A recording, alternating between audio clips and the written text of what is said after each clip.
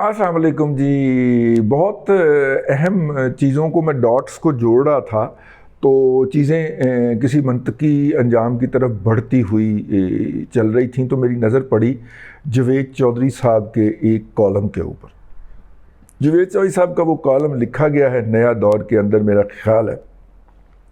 उसको सौती आवाज़ के अंदर दिया गया है, और उसके अंदर उन्होंने लाला सहराई का केस प्लीड किया है कि लाला सहराई तो इमरान खान के साथ नहीं थे,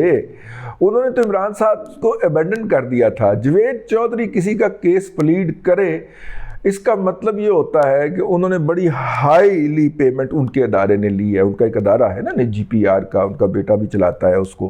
पहले वो भी चलाते थे,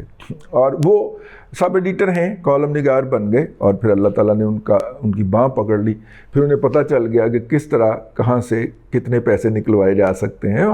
आजकल हज उम्रा और ज़ियारत मुक़द्दसा और तुर्की की सैर भी करवाते हुए पाए जाते हैं कुछ ट्रैवल एजेंसी, मेरा ख्याल है, या उसके साथ उन्होंने कॉन्टैक्ट किया हुआ है या उन्होंने बनाई हुई है। तो जवेद चौधरी किसी बंदे की मदाफ़ियत में उतरे तो इसका मतलब ये होता है कि जवेद चौधरी साहब ने बिल अपना पूरी तरह वसूल कर लिया है। लेकिन उसमें एक और भी बात होती है कि उस बंदे का बेड़ा गर्क होने लगा जो। देखिए, हुसैन और हसन के इंटरव्यू जो करवाए गए थे बरतानिया में छपने वाली अखबारों के ऊपर, उसमें एक जवेद चौधरी साहब भी शामिल थे, दूसरे अहमद मीर थे, ठीक है, जिसमें हुसैन साहब ने कहा था कि अल्लाह का करम है, ये सारी मेरी है।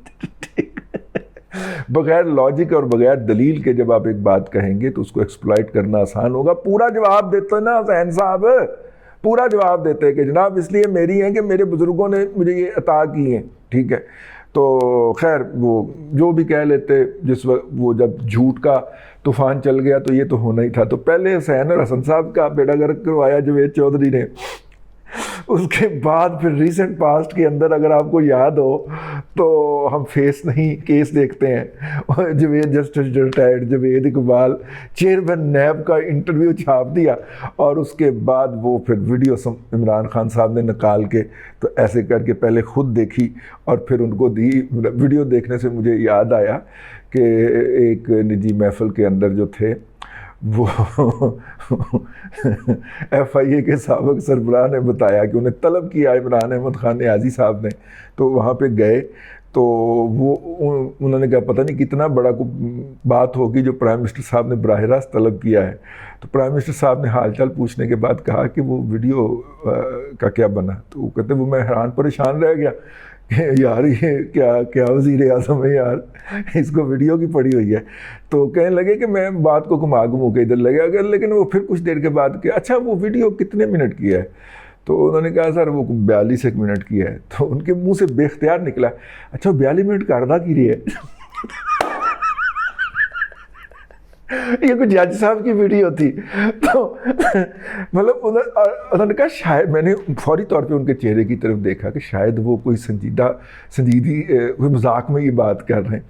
लेकिन नहीं, वो संजीदा थे। कहते prime minister of Pakistan, Islamic Republic of Pakistan, 23 crore आबादी वाले मुल्क का वज़ीर आज़म फेडरल इन्वेस्टिगेशन एजेंसी के सरबराह से पूछ रहा है कि वो जो तुम्हें वीडियो मिली है जिसमें एक जज साहब जो हैं वो किसी खातून के साथ मसरूफ़ अमल हैं 42 मिनट की, तो उसमें उन्होंने क्या क्या कुछ किया है तो वो FIA वाले तो मुकर ही गए। उन्होंने कहा सर वो मुझे नहीं पता, क्योंकि वो इन्वेस्टिगेशन अफसर के पास वीडियो है और वो ही बता सकते हैं, और वो इसको स्पेशल कस्टडी में रख रहे हैं। तो बहरहाल उसके बाद फिर वो वीडियो जो थी वो उस इन्वेस्टिगेशन अफसर से स्पेशल डायरेक्शन के तहत मंगवाई गई और फिर वो तमाम लोगों में डिस्ट्रीब्यूट कर दी गई। तो फिर आपको पता है वो फिर पब्लिक हो गई। तो खैर ये है जी।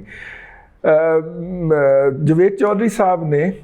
लाला सहराई का केस जो है वो प्लीड किया है और कहा है कि जी वो तो इमरान खान की हमायत से बहुत पहले से तायब हो गए थे। मेरा मतलब है कि अगर वो मुझे याद आ गया वो वाला मरासियों वाला किस्सा, माड़ी के मरासियों पे, मतलब कि वो दूसरी जंग अज़ीम के अंदर ना DC साहब बहादुर ने सरगोदा ने एक मीटिंग बुलाई माड़ी के ऊपर, और उन्होंने कहा कि जनाब मलका को आपकी ज़रूरत पड़ गई है, आप अपने बेटे भेजें ताकि वो जंग के अंदर मलका के ऊपर कुर्बान हो सकें। تو وہاں پہ ایک وہ جو لوگوں کو اکٹھا کیا تھا وہاں سے ایک بندہ اٹھا، اس نے کہا ڈی سی صاحب بہادر جو گل ماڑی دے مراسیاں تے آ گئی ہے تو ملکہ کو وہ ہتھیار سٹ دے، کہ اگر بات ماڑی کے مراسیوں تک آ گئی ہے کہ ہماری بنیاد پہ ملکہ نے جیتنا ہے تو اسے کہو ملکہ کو کہ وہ شکست مان لے اور ہٹلر سے صلح کر لے ٹھیک ہے۔ تو اگر بات جاوید چودھری پہ آ گئی ہے جناب لالہ صحرائی صاحب، تو پھر آپ اس کا مطلب ہے کہ ہتھیار پھینک دیں۔ یہ لالہ صحرائی کا بڑا خوفناک وار ہے، وہ اپنے مستقبل کو سیکیور کرنے کے لیے اپنے بھائی نجف حمید صاحب کی سیاسی مستقبل کے لیے، کوئی پتہ نہیں کل کو لالہ صحرائی جو ہے وہ سفارش کریں کہ نجف حمید صاحب کو پی ایم ایل این کی چکوال سے ٹکٹ دے دی جائے، کوئی حرج نہیں، یا ان کے مقابلے میں پی ایم ایل این اپنا کینڈیڈیٹ کھڑا نہ کرے، یہ عین ممکن ہے۔ لیکن لالہ صحرائی جو ہیں ان کا کیس اس نے پلیڈ کرنا شروع کیا ہے تو میرا ہاتھ ہی نہیں رکن دیا، میں کہا لو بھی ایتے رگڑیا گیا جی، کیونکہ تاریخ یہی بتاتی ہے کہ جن کا کیس جناب جاوید چودھری پلیڈ کرتے ہیں ان کا بیڑا غرق ہوتا ہی ہوتا ہے۔ خیر میں بات کوئی اور لے کے بیٹھا تھا، درمیان میں جاوید چودھری یاد آ گیا یار، اس کا کالم یاد آ گیا جو لالہ صحرائی کے حمایت میں انہوں نے لکھا ہے۔ دیکھیے اس وقت جو ہے حضرت جو ہیں اسحاق ڈار صاحب کی جو بیل کے انتظامات شروع ہوئے ہیں، اور جتنے بھی وہ اس وقت ججز حضرات جو ہیں وہ آپ کو ایکٹیو نظر آتے ہیں، یہ یا تو تقرر اس وقت ہوئے تھے جب لالہ صحرائی صاحب کا کے عروج کا سورج چار دانگے عالم چمکیں، بلکہ وہ کیا تھا مطلب کہ چمک مار رہا تھا یا چمک رہا تھا، اس وقت یہ لوگ ہوئے تھے۔ اور لالہ صحرائی کتنے مائکرو لیول کے اوپر انوالو ہوتے تھے وہ جسٹس شوکت عزیز صدیقی صاحب آپ کو بتا چکے ہوئے ہیں کہ وہ تو خود پہنچ جایا کرتے تھے کسی نہ کسی بہانے سے، کسی نہ کسی راستے سے، ہیں تو وہ اتنے مائکرو لیول کے اوپر انوالو ہوتے تھے۔ تو پھر یہ کیسے ہو سکتا ہے کہ یہ جو مطلب کہ موجودہ سیٹ ہے ہمارے عدلیہ کا، یہ لالہ صحرائی سے ذاتی طور پہ اوبلائج نہ ہوا ہو یا ان کو اوبلائج نہ کیا گیا ہو؟ تو یہ ایک تو یہ بات مد نظر رکھی جائے، جب تک لالہ صحرائی اپنے عہدے پہ ہیں اور اپنی حرامزادگی کے اوپر مائل ہیں تب تک اس ملک کے اندر اور اس عدلیہ کے اندر امن نہیں آ سکتا۔ لیکن انہوں نے چنے بھی تو دانے چن چن کے ہوں گے نا، جو بیچے اور خریدے جا سکتے ہوں گے، لالہ صحرائی نے چن چن کے وہ دانے لیے ہوں گے نا۔ اب جب تک وہ دانے اپنی جگہ سے نہیں ہٹتے یہ والا گند ڈلا ہی رہے گا جو اس وقت آپ کو عدلیہ کے ذریعے ڈالنے کی کوشش ہوتی ہوئی نظر آ رہی ہے۔ لیکن رستہ کیا ہے؟ رستہ یہ ہے کہ پہلے اسحاق ڈار صاحب آئیں گے اور ڈار صاحب کا آنا جو ہوگا وہ انڈیکیٹر ہوگا، لیکن ڈار صاحب کے آنے سے پہلے مریم نواز شریف کے خلاف کیس ڈراپ ہوگا، اور ظاہر ہے وہ کوئی کیس ہے ہی نہیں، وہ ایک بددیانتی تھی، ایک فسطائیت تھی ثاقب نصور نامی شخص کی، تو وہ کیس ڈراپ ہوگا۔ جب آپ کیس کو میرٹ پہ بات کریں گے تو اس میں تو کچھ ہے ہی نہیں، تو وہ کیس ڈراپ ہوگا، اس کے بعد اسحاق ڈار صاحب کے خلاف کیس ڈراپ ہوگا، اور ان دونوں کیسز کے ڈراپ ہونے یا ڈسپوز آف ہو جانے کے بعد اس کے اندر لالہ صحرائی کے منتخب کردہ جو ہیرے ہیں وہ کتنا گند ڈال سکتے ہیں، کتنا ڈیلے کر سکتے ہیں، یہ میں آپ کو اس کی بارے میں کوئی نہیں بتا سکتا۔ لیکن یہ دونوں کیسز جب فیصل ہو جائیں گے یا فیصلے کی طرف چلے جائیں گے، پتہ چل جائے گا، پتہ چل جاتا ہے نا کیس فیصلے کی طرف جا رہا ہے، جب یہ فیصلے کی طرف چلا جائے گا تو پھر نواز شریف صاحب جو ہے وہ واپسی کا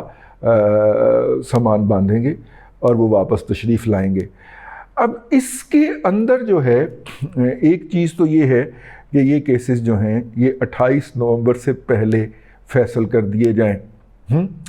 لیکن جو سسٹم ہے اس نے دیکھنا ہے کہ 28 نومبر کے بعد جو بندہ اس عہدے پہ آئے گا اس کا موڈ کیا ہے۔ اگر کوئی ایسا بندہ آ جاتا ہے یا لایا جاتا ہے،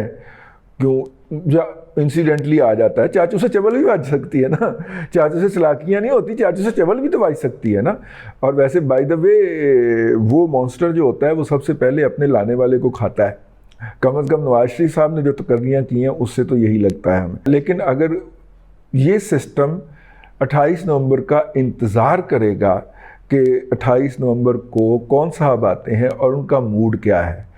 اگر تو ہوا کہ موڈ کا کہ نہیں یہ تن دے ان کو ہیں یہ انہوں نے کیا انی مچائی ہوئی ہے، اور یہ زرداری سے کو بھی تون دیں اور مولانا فضل الرحمان کو، تو وہ سسٹم اس طرح گیئر اپ ہو کہ نا تو فوری طور پہ قابل عمل ہو، آپریٹو ہو جائے گا۔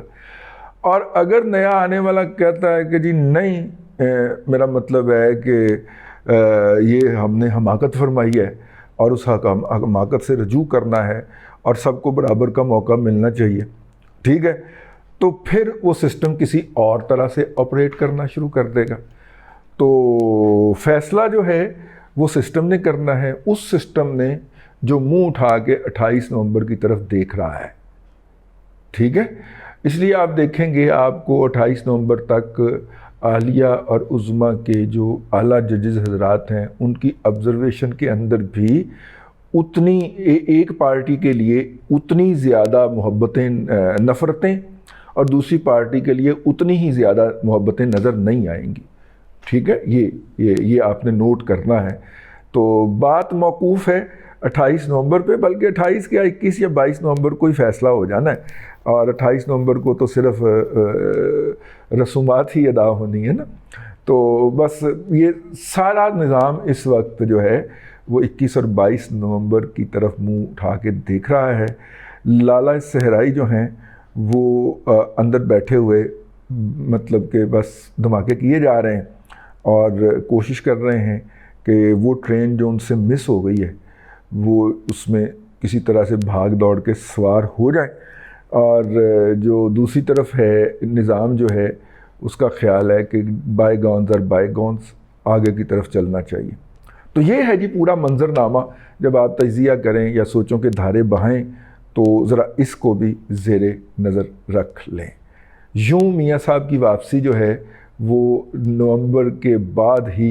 مجھے دکھائی دیتی ہے، آئی مے بی رانگ، لیکن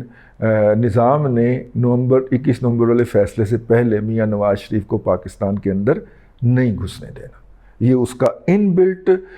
فالٹ ہے اس نظام کا، جو کہ نظام انسٹال کیا گیا تھا، جو کبھی پروجیکٹ عمران خان کو 10 سال کے لیے ایگزیکیوٹ کرنے کے لیے لاتا ہے لیکن پیسے منہ کو جاندے نہیں، ٹھیک ہے۔ اس لیے پھر اس نظام سے رجوع کرنا پڑتا ہے، تو بھائی پھر جاتی ہے پاکستان جو ہے وہ عالمی تنہائی کا شکار ہو جاتا ہے۔ پاکستان کی عالمی تنہائی جو ہے وہ ہمیں